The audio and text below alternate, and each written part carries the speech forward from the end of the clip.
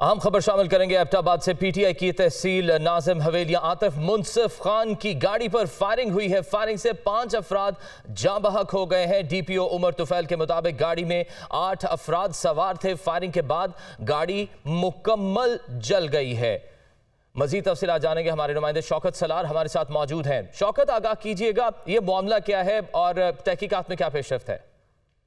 जी बिल्कुल, आज एबटाबाद के तहसील हवेलियां के जो हैं पीटीआई के चेयरमैन आतिफ मुनसिफ की गाड़ी पर हमला हुआ है, जिसके नतीजे में 5 अफराद जो है वो जहाँ बहक हो गए हैं।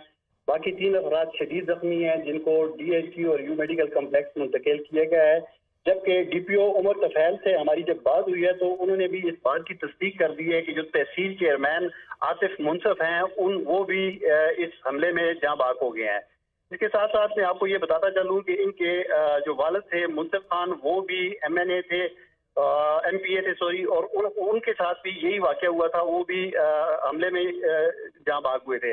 लेकिन इस वक्त जो पीटीआई के जो पूरे मुल्क के अंदर हालात बने हुए हैं, उसके बायस यहाँ पर जो ये वाकया हुआ है, इसमें हमारे जराये बता रहे हैं पुलिस से हटकर कि एक इनको रॉकेट लॉन्चर के जरिए जो है वो इनकी गाड़ी पर हमला किया गया है।